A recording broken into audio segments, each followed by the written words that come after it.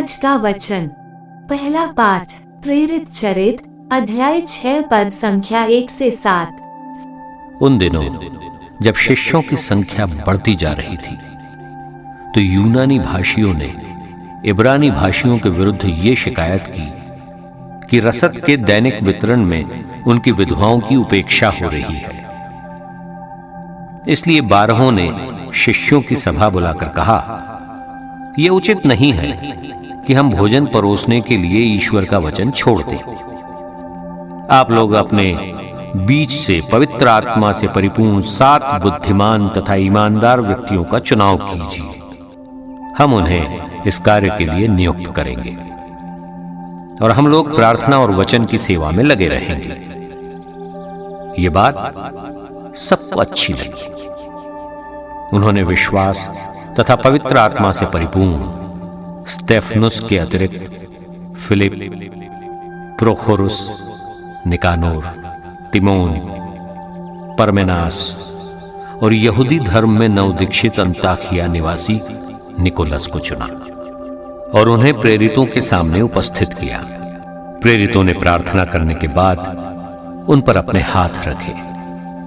ईश्वर का वचन फैलता गया।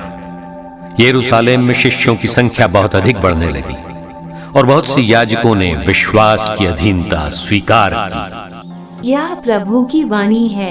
सुसमाचार संत योहन अध्याय 6 पद संख्या 16 से 21।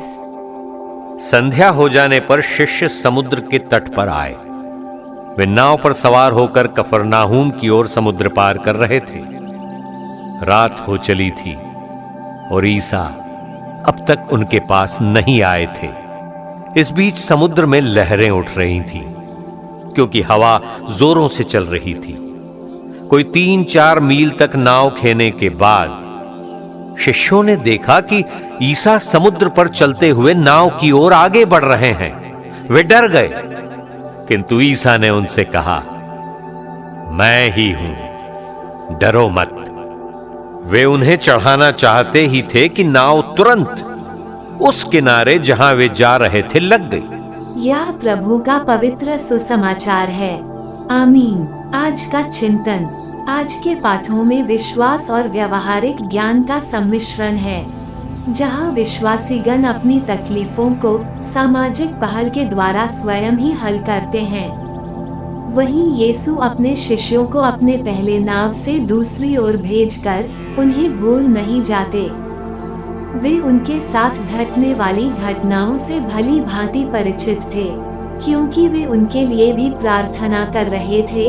और यदि हमारी प्रार्थनाएं यथार्थ हो तो ये हमें दूसरों की आवश्यकताओं के प्रति और भी जागरूक करता है।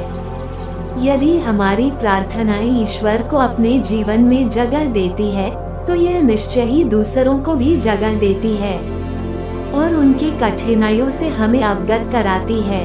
और इस तरह यीशु हमारे जीवन में शांति लेकर आते हैं और हमें ढाढ़स बंधाते हैं कि वे सदा हमारे साथ हैं। आमीन।